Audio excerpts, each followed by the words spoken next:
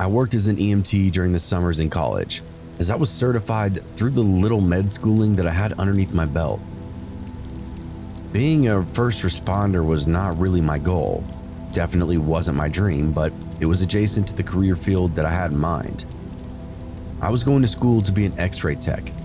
I figured padding my resume with some hands-on experience couldn't really hurt, right? I applied through a couple of different hospitals till I got a call back from a servicer that was willing to give me a little training.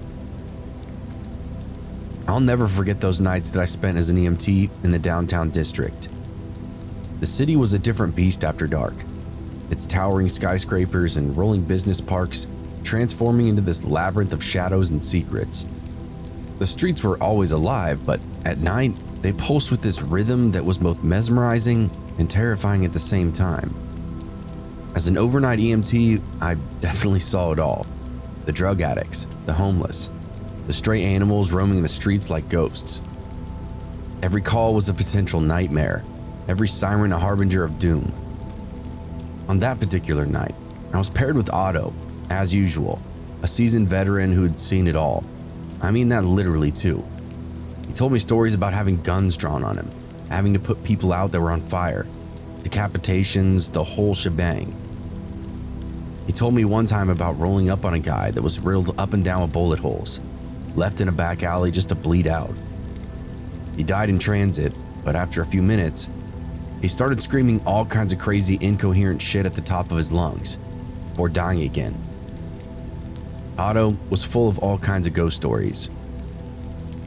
We were both preparing to take our lunch break, which was actually around 3:30 in the morning. Usually we both pack something, but this was one of those weird one-offer things where we both forgot to. So we settled on a 24-hour sandwich shop that just happened to be our favorite. You can only get this place downtown too. We got our orders and slogged back to the Ambo, which we had parked a block away from the precinct just so it wouldn't get messed with.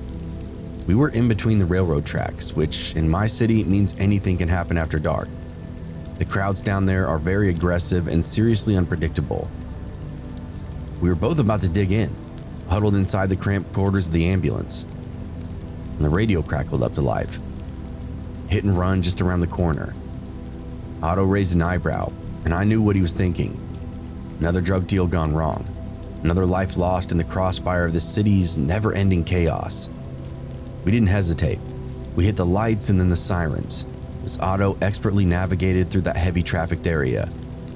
Cabs, BMWs, dingy pieces of shit. They all rolled together in the same oil-streaked roadways, funneling one direction or another. Even if we threw the lights on, not a soul would move out of the way. Besides, with the crossroads delayed over the radio, we weren't in a real hurry to get there. This was literally the heart of the scummiest ghetto that you can imagine. As we turned the corner, I spot a figure laying in the middle of the intersection, a few streetlights ahead. My heart began to race, my senses on high alert. Something about this call just felt a little off, like a whisper in the darkness that only I could hear. Otto's eyes immediately met mine, and I knew he felt it too. That tinge of unease that came with responding to a call in this part of the area. Nothing good ever happened here, and usually, the emergency responders caught on a scene out here ended in trouble. We pulled up alongside the victim. I could see that he was a man, his body twisted at this unnatural angle. Otto and I exchanged another glance, our training immediately kicking in as we leapt from the ambulance. The night air was heavy with the smell of exhaust and grease. The only sound was the distant hum of traffic and the soft moan of the victim on the ground. I felt a shiver run down my spine as I approached him, my eyes scanning the surrounding streets for any signs of danger. This was the moment of truth, the point of no return. Little did I know, this particular call would be the start of the descent into madness, a journey into the very heart of bullshit. Cars were flooding the area with additional lights, beeping their horns and literally yelling out their windows. We ushered them in other directions, laid out a few small cones, and got to work. There was nothing we could do to clear the roadway, as we didn't know how bad the guy's injuries actually were. We didn't bother asking for additional help as we knew law enforcement would be on site at any moment. "What do you think?" I asked, as I started removing the clothing so I could get a good look and better eye on the wounds. "Internal bleeding, a lot of broken bones," Otto commented. "This guy got fucking blasted trying to cross the street." We went to pull off his shoes and found that they were already off, laying 10 feet down the road. I looked around, took in the placement, what that victim was wearing, all that good stuff, you know. Otto was right. This wasn't a deal gone wrong. It's definitely a cut and dry hit and run. Or so it's what it looked like, at least. Down here, who knows? Maybe he was trying to hold somebody up in their vehicle, got run over in the escape.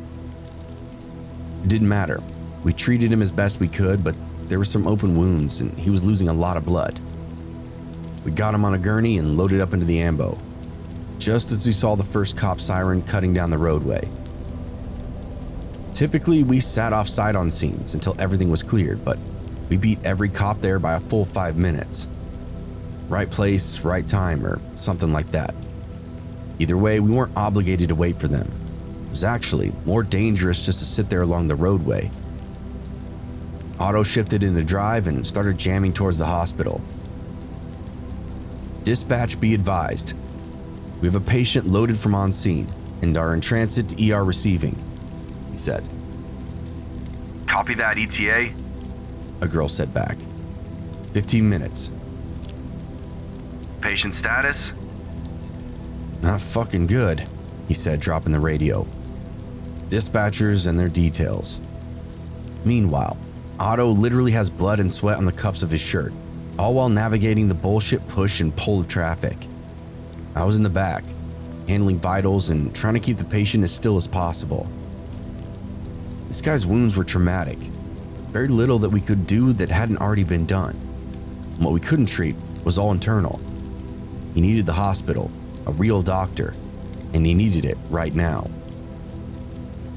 Otto hit the gas, weaving in and out of traffic as we sped towards the hospital. The radio crackled to life, and we caught snippets of strange stories unfolding. A dark sedan, a car chase, a man attacking a vehicle for unknown reasons. But we were already committed, our patient's life literally hanging in the balance. A cop car flew by us, going in the other direction. It seemed too fast to be responding to the scene. From what I could put together, the victim had been obstructing traffic before he started attacking a dark sedan. The motorist wasted no time in running him over and then gunning down an alley onto another street. It shed a new light on the situation, one that had already run through my mind earlier that night. Very rarely do we find a situation this late downtown where one party is completely innocent. As we continued to swerve through the streets, I felt the victim start to stir, his vitals changing, his heart rate spiking.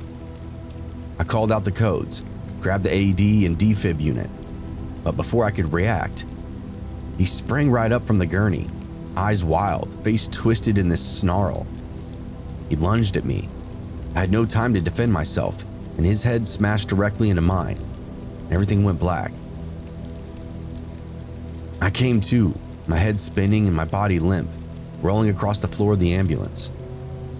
The machines and monitors were going haywire, the sounds of a struggle and screams filling the air. Otto was wrestling with the victim, trying to subdue him, but he was no match for the man's strength. The ambulance jerked and swerved, brakes screeching as Otto fought to maintain control. I tried to move, but my body just would not respond. I was trapped, unable to do anything but watch as the horror just unfolded in front of me. The victim's wounds were bleeding profusely, blood dripping onto me, the floor, and Otto as he screamed for help. I wasn't really watching though. For anyone that's ever hit their head hard enough, you know exactly what I'm talking about. It wasn't quite an out-of-body experience, but close. All the lights, sounds, sensations rolled up into one overwhelming force that I just struggled to make any kind of sense of. It wasn't that we just collided heads. This guy headbutted me as hard as he could. And after that, I fell backward, clocked myself again on the wall of the ambulance.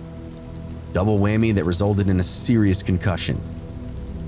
After I hit the floor, the attacker, our victim, started screaming and then turned on Otto. The ambulance finally came to a stop, and Otto fully engaged the victim in a wrestling match. I could feel the adrenaline coursing through my veins, my heart racing, my mind reeling. This was madness, pure and simple. That victim was not human. Could he be not human? Felt like he was a monster, a creature from the depths of hell. I say this only because I was the tech treating his wounds.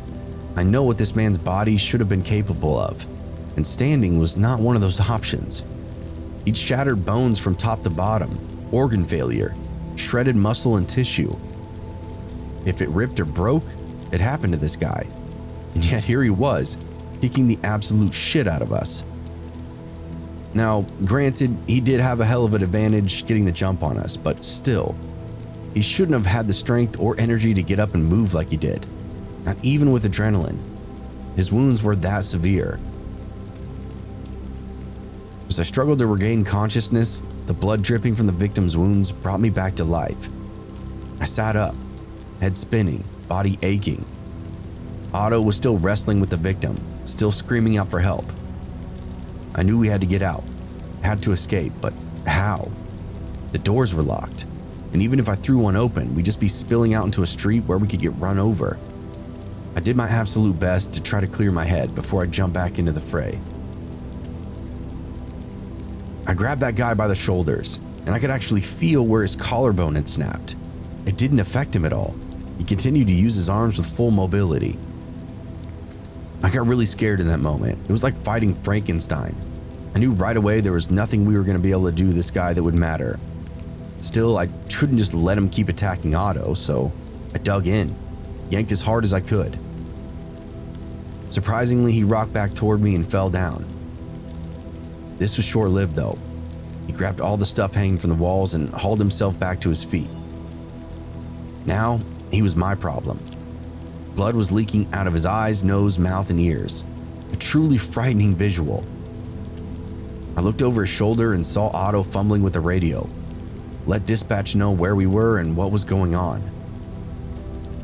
Then my line of sight got cut as this guy pounced on me, screaming like a banshee. I pushed him off and did my best to turn and get away from the wall, but he managed to pin me in the corner. He was unbelievably strong.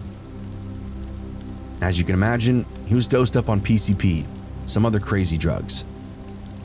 I could tell as his eyes rolled around in this way that told me he wasn't really seeing reality, just hallucinations and pure craziness. That's when I realized he wasn't really doing anything to Otto and I, and when I followed his eyes, he seemed to be in the same panic. He didn't know where he was or how to get out. I couldn't blame him, I guess, but in the moment, I couldn't explain anything either. It's when I noticed Otto behind him with the best weapon available to us. "Get that door open behind you!" he hollered at me as he unslung the hose. I reached for the hatch but couldn't quite get there, so I had to push him off me to adjust. I grabbed the mechanism and yanked the bar, and found myself spilling out the back of the ambulance. I caught myself at the last second, otherwise I would have fallen on my back and potentially injured myself even more. The guy didn't fall out of the truck either, just standing on the edge of where the door popped open. "Over here, dipshit," Otto said loud and clear. The guy turned just in time to get a full blast from that fire extinguisher. Otto took his time hosing him up and down, but mostly in the face. Thankfully, I was outside of the truck, so I took a few steps back and let the cloud fill the air before drifting back up into the night sky. The attacker wasted no time whatsoever, turned and barreled down the road, leaving a trail of bloody footprints behind. By this point, his wounds had ruptured worse. He was springing leaks all over. I could see some of his broken bones starting to break through his skin. It was making this situation so bad that I didn't even know how he'd survived at this point, especially with the extra work of his heart and lungs. He hobbled down the road and then disappeared down an alley. Otto and I took a brief inventory of ourselves and each other, the ambo, and then waited for the police to finally show up. My head was pounding, vision blurred. Pretty standard head injury. Otto had some pulled muscles in his arms and shoulders, twisted his ankle during the scuffle. All in all, we were alright, just shaken up. As the minutes ticked by though, we realized something was up, and somebody should have been here by now. Otto got on the horn, learned there was a new situation divulging. Our friend just up the road was only a couple of blocks now, and literally causing the same disturbance he initially had, obstructing traffic. Problem this time, the cops were on him immediately. He was duking it out with the officers on scene. "Is there anyone down here that can get on scene?" Otto asked. "We're worse for wear over here." "Nearest unit is 29 minutes out. We need you there now," the voice explained.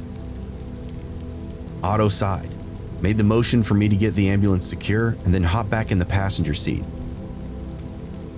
At this point, the swelling and bruising is becoming apparent on our bodies, the places we took the brunt of the exchange. Regardless, we were being called to duty. We actually could hear the chaos just a few streets over. Shouting, cars honking, more of that same general madness. I swallowed all logic and reason as I gripped that oh shit handle just above my head and grimaced as Otto turned the truck around and barreled back into the bullshit. We made 2 rights and were pretty much there, and this scene was way crazier than the first. Cars were sidelined all over. Suspect was moving between cars and other barricades, like mailboxes and fire hydrants, taunting the police, who all had their guns drawn. Besides all that, there was an officer down the roadway. It was all starting to click. Why they needed us on site, regardless of our status. Who knows what had happened to the cop? We pulled in and Otto actually used the ambulance as a buffer between us and that crazy guy. We got the scoop from an officer that was still upright. He explained that first cop on site tried to detain the guy. A scuffle broke out, and the cop was actually hit by a passing car. It was like a redo of the first call, except this time it was a policeman down on the road. It was getting wilder and wilder every second, and I couldn't wait to be just done with it all. You have to remember, all this crazy shit started right when Otto and I were about to have lunch. That felt like a lifetime ago as I hopped out of the ambulance and started working on that cop. His injuries were much less than that suspect's, but the guy was totally down for the count. This was a testament to just how fucked up that attacker was. His wounds were worse, yet he was still able to run around. I explained this to the cops around me, that he was on something. He needed to be approached with extreme caution. I gave that psycho one glance before getting back to work on the officer. One of the creepiest sights I've ever seen. The guy's ghost white eyes were just bugging out, teeth grinding. His whole body had a layer of white on it from the fire extinguisher spray. He looked like a rabid ghost across the street. Otto and I put our faith in the policemen around us and just did our job. It's a good thing too, because the cop was teetering on code blue. Again, we got him loaded where we could better work on him and do it in a safer capacity. I won't leave you hanging on his fate. We did a good job and he fully recovered. The guy was walking around back on the job inside 6 weeks. The victim turned suspect miraculously survived as well. Otto and I were stunned to see him get loaded into another arriving ambulance. Not much later, he was still kicking and screaming, fighting every inch. I couldn't imagine just how badly his bones had fragmented. His veins had all popped. There were whole portions of his body going from purple to black, gore leaking from everywhere. Nothing like that night ever happened to Otto and I again, and we look back on it as one of the craziest nights of our career. It actually spurred me to get through school a little faster, so I could leave that EMT gig behind. I made it into the X-ray field, made the transfer, and got the job of my dreams. Now I take pictures of people that they wheel in, and I don't do any wheeling. Otto, he's still working that truck. I think he can retire in a couple of years. The job never broke him down, never got the best of him. The guy's an absolute unit. Probably helped keep all of us alive that night.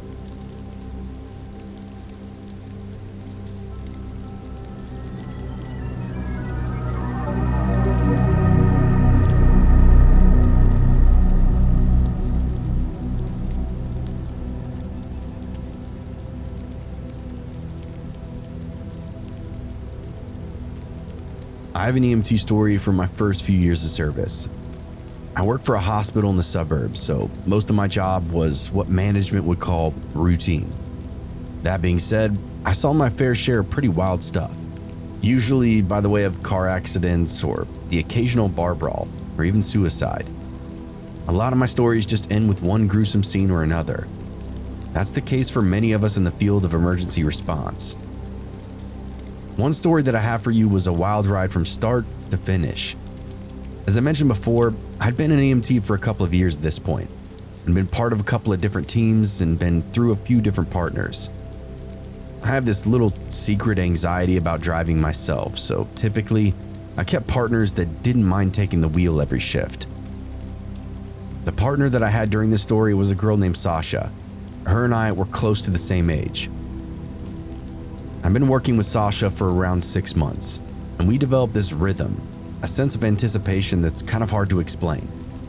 We know each other's quirks, our habits, our strengths, and even weaknesses. We've saved lives together, lost some too. Through it all, we've developed this unspoken agreement: safety first, always. We weren't getting paid a whole lot to respond to some of the craziest stuff happening in town.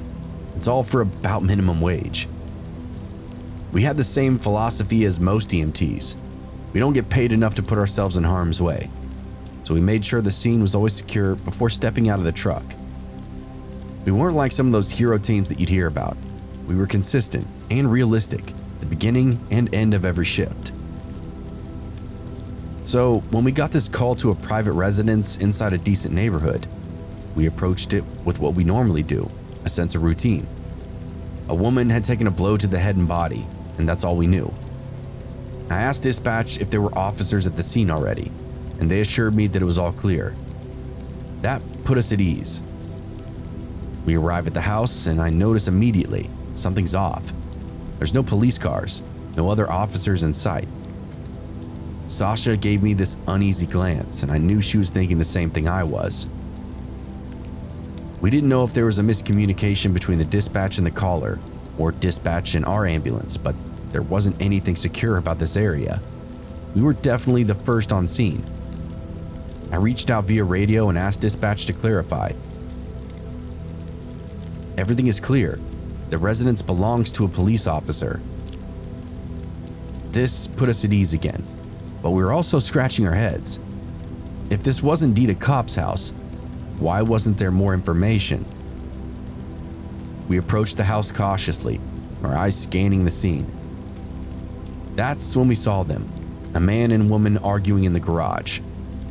The woman's face was smeared with blood, and my instincts kicked in. Something definitely wasn't right here.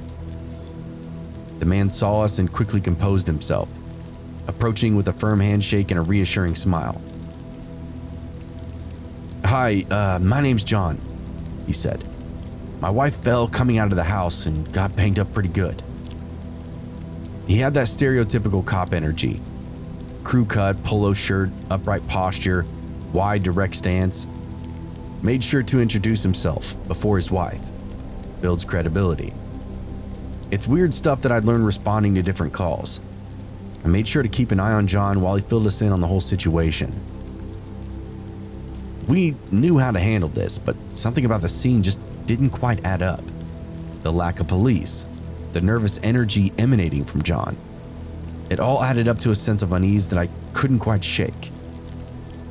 "All right, thanks, John," I said. "Go check on your wife for us. We'll bring our equipment over," I explained. No, she'll come over there," he started, waving his wife over, who was huddled in one corner of the garage. "No, that's not necessary, sir. We don't want her walking around in her current state. Go make sure she's all right. We'll be right behind you," I explained to him.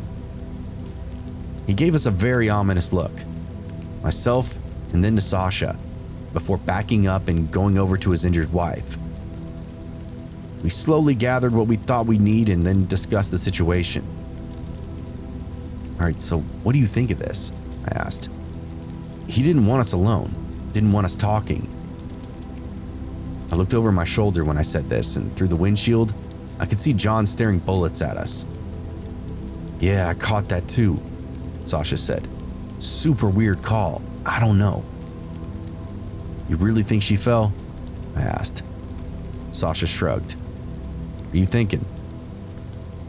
I bit my lip and shook my head. It's hard to say.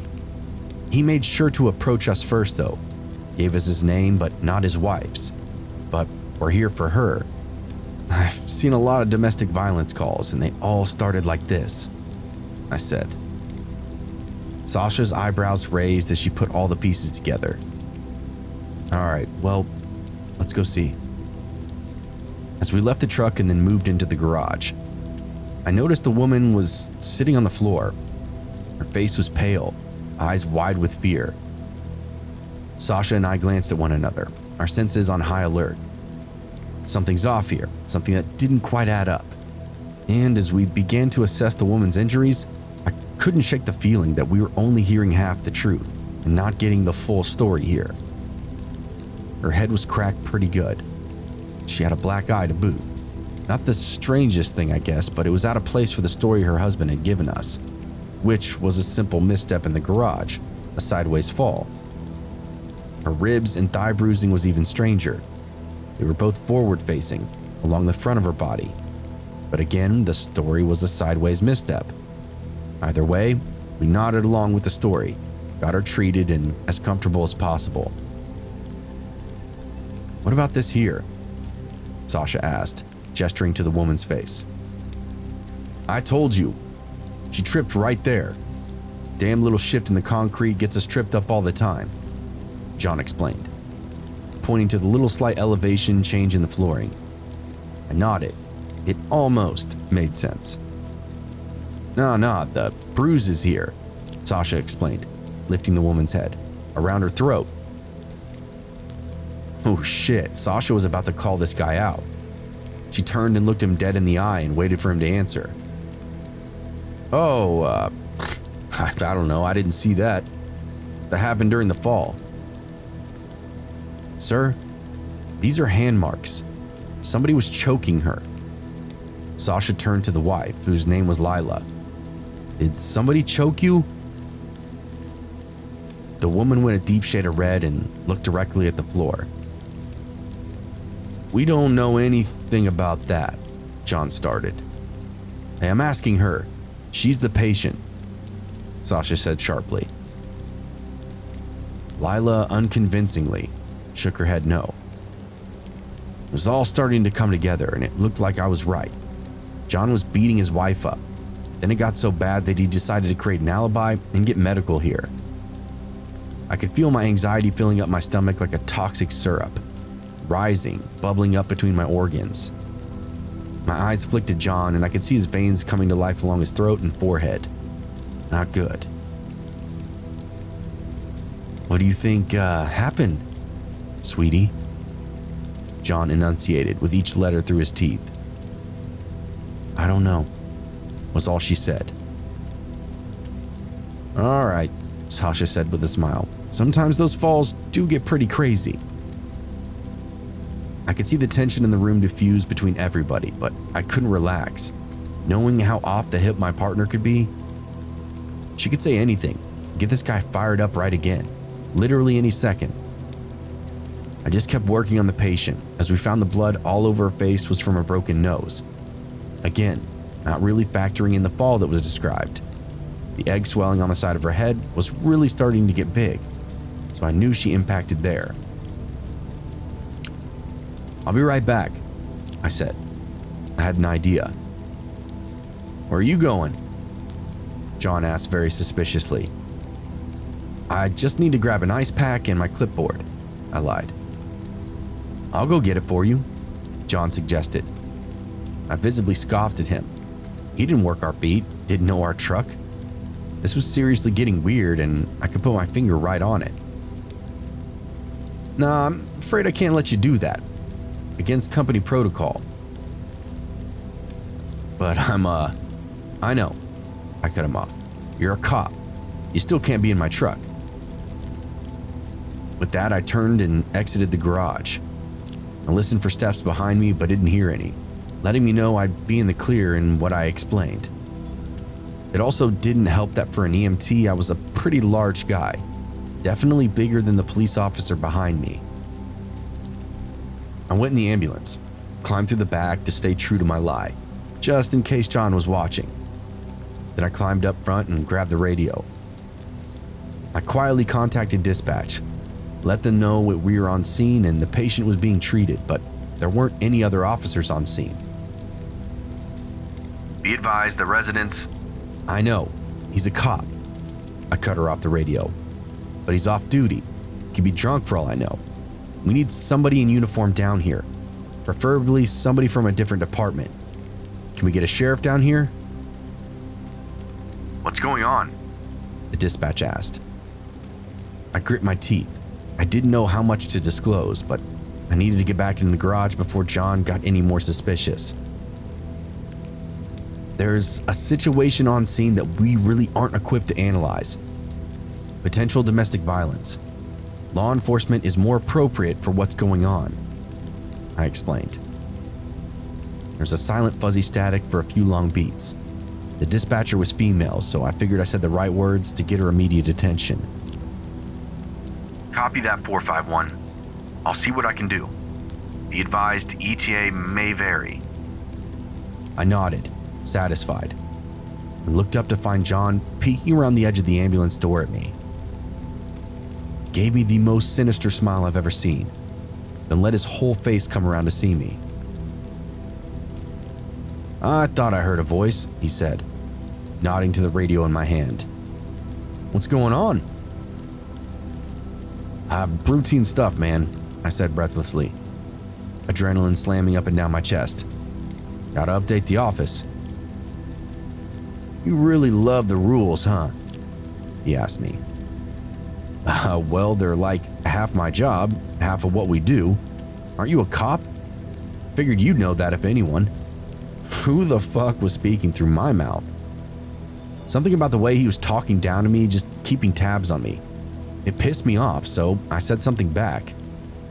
And I could see the veins bursting back to life along his face as a direct result. And what was your update? Well, the patient's injuries conflict with the report, I said, as I climbed out of the truck and clapped him on the shoulder. They're gonna get the sheriff out here for us. Come on, man. We don't want your wife thinking we're ignoring her, right? My heartbeat slowly filled every crevice of my body, pounding in my throat and ears. John's thunderous footsteps seemed to shake the very earth behind me, and I knew he was giving me that same furious stare as before. We stepped into the garage just in time to see Sasha packing up our equipment and Lila putting on her shoes and a zip-up. Both John and I stopped, confused as to what we were seeing in front of us. What's going on? John asked before I could. I was able to talk to Lila here for a minute. I convinced her that she needs to go to the hospital. There's just no way to set... Fuck no. Now it was John's turn to interrupt. She ain't going anywhere. That's why I called you here, paramedics, to avoid the hospital trip. Look at your wife, sir, Sasha demanded. She's got a concussion, possibly fractured nose. Who knows what else? She needs more than what we can offer. We're going to the hospital. John just shook his head. You're a dumb bitch, huh? He asked. Our jaws just hit the floor. Couldn't just mind your business, could you? He went on. We're all on the same team here, and I'm not the bad guy. There aren't any sides. You called us here. We're doing our job. Anything else would just be brushing your bullshit under the rug, Sasha explained. She was probably half my size, but she was a badass with unfazable energy, and she was far more intimidating than I ever was. John then goes ballistic, hollering and getting in everybody's faces. He claimed it was all a setup. Somebody was trying to get him from the inside the department, blah, blah, blah. None of it was true. The truth was that he was an asshole who beat his wife. We just showed up and just did our job. It's a slimy task too, as John's department and fellow brothers in blue have been covering for his abusive ass for 5 years or so now, at least at what we've been told. He didn't want to take her to the hospital because they had a history there, mostly of this unexplained body trauma. He threw shit around the garage and then pigeon-chested me a bit.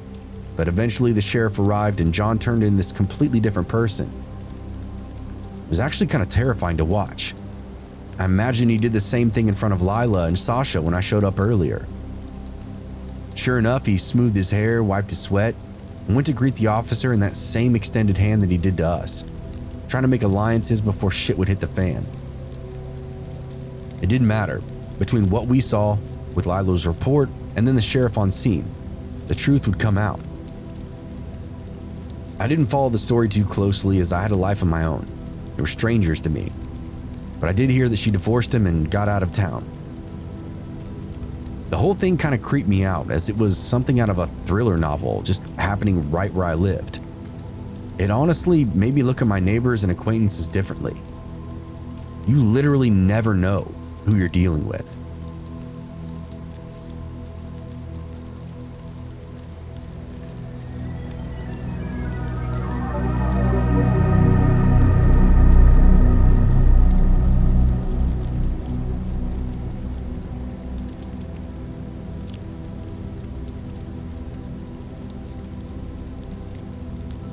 I never planned on becoming an EMT, it just kind of happened. A chance encounter that led to a career that would span several years. I was young, looking for some kind of meaningful job, and the requirements were low. A few trainings, a 1-year cert, and I was in. I thought it would be a way to make a difference, to help people in their darkest moments.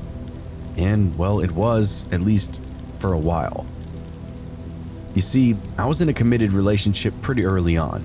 And because of that commitment, I wanted that to bleed over into other aspects of my life. I didn't want to rent a house. I wanted to own one. I didn't want to work customer service at some job I didn't care about. I wanted to wake up excited for my day, eager to start the duties at hand. Being an EMT seemed like a no-brainer for that outlook that I had on life at the time. During the first few years, it was routine. Calls blending together in this haze of blood and sirens. But the stress and long hours took their toll. I found myself turning to alcohol to unwind. At first, it was just a beer or two after a shift. But soon, it became a habit, just a way to cope with the trauma that I saw every day. This started about 6 months into the job and was a slow departure, further encouraged by my friends and colleagues. They were all drinkers or smokers. It was just part of the job, stuff that you see and hear about every day.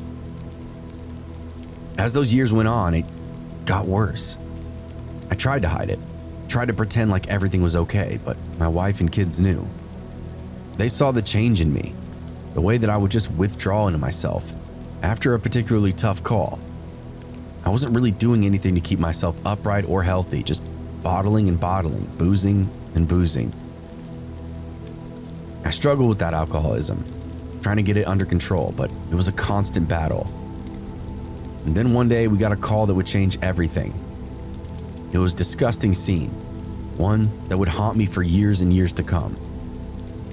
My partner, a grizzled old EMT named Mike, looked at me with a grim expression. "This one's gonna be bad," he said. And it was. It was the call that would break me, that would send me spiraling into the depths of my own personal hell. For now, let's just say that I was a man on the edge, a man struggling to keep his demons at bay. The job was just taking its toll, and I was starting to fray at the ends. I just didn't know how much. Not yet, at least. Mike and I rolled down the street to this crappy apartment complex on the west side of town, one known for that all kinds of nonsense. We usually came out here for overdoses, the occasional domestic violence, or maybe even a stabbing. This one, though, was something else. I could tell by Mike's body language and the way he handled the wheel. Hell, just the fact that he wouldn't tell me what was going on was just a red flag. We arrive on scene and find all manner of sirens on site, police, fire crews, even a team of paramedics. Everybody looked gaunt, haunted, pale, and wide-eyed. They looked nervous, slow-moving, like they were trying to kill time. I could tell nobody wanted to go in whatever buildings the patients were in. Mike and I gathered our gear and hopped out, then got the scoop. There was a woman being escorted out of one of the ground units. She was handcuffed, unkempt to the point of being visibly filthy, was talking to herself. She was obviously mentally ill, a potential drug user of some kind. She was led right on by, in the back of a squad car. Well, weird. I figured maybe we were there for her. As I listened to the briefing Mike was getting, it all started to click. I didn't know exactly what we were going to find, but all we were told was this woman had assaulted her child inside the apartment. To what extent, I didn't know. I saw the color bleed right out from Mike's face though, and soon he looked like everybody else that was on scene. Regardless, he ran a hand over his brow, shouldered through the crowd, and led me inside.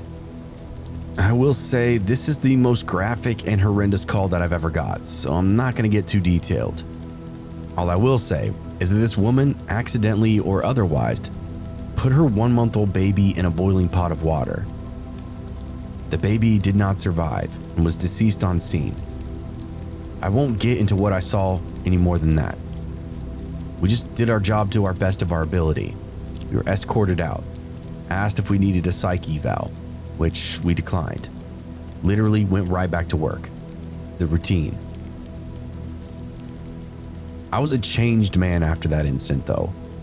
I started drinking every moment that I wasn't on the clock.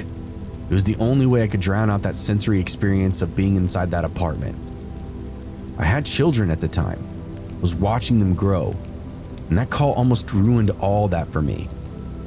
I lost hope for humanity, hope for myself, and found that I was growing detached not only from everybody around me, but from the very thought of being alive. Seeing such cruelty, such careless evil, and I had to just keep clocking in for it. I became the infamous nightmare partner for a stretch. Retrospectively, I was a loose cannon, unpredictable due to my mental state. I hate to be the guy to bring this one down a notch, but it feels like the right time to give a little dose of reality.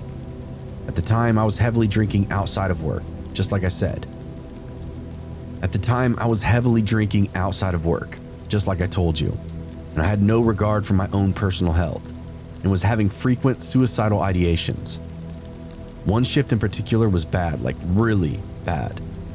I had made several references to self-harm, including, I swear I want to drive this fucking truck right into the bridge embankment. All of this was stemming from that incident with the innocent baby.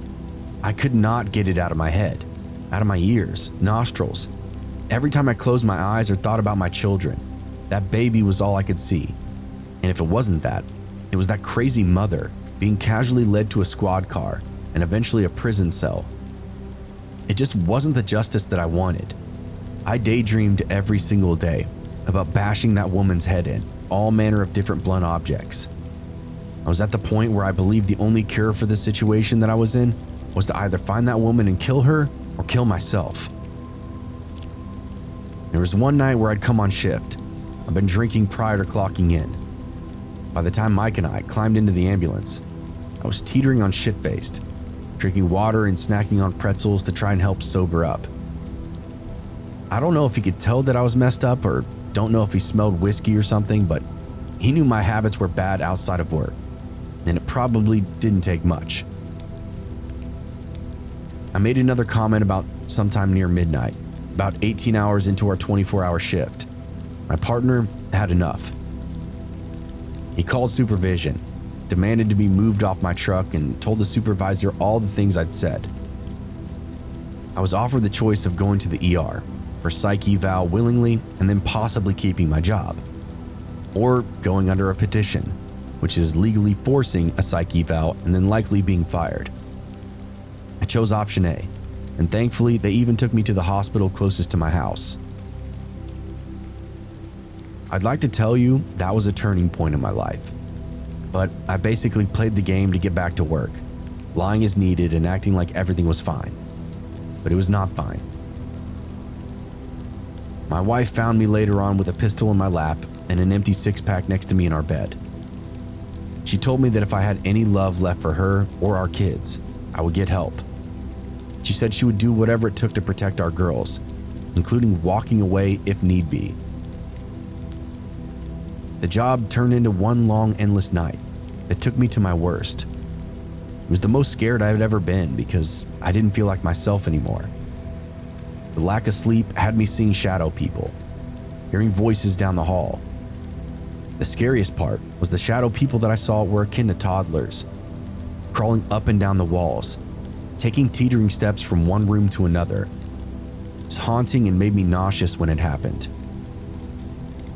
Obviously, this was hands down the worst time in my life, and it all stemmed from that job.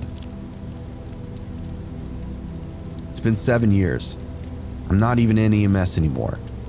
I hang around because I still have my license, and I've said that I wouldn't mind doing special event coverage or volunteering, but I'll never do it as a career again. I'm in software engineering now, making about 3 times the money I was, even with a ridiculous amount of overtime. My mental state is magnitudes better, and my family life is better than I can imagine. EMS was the best job that I ever hated, but it was also the worst job I ever loved.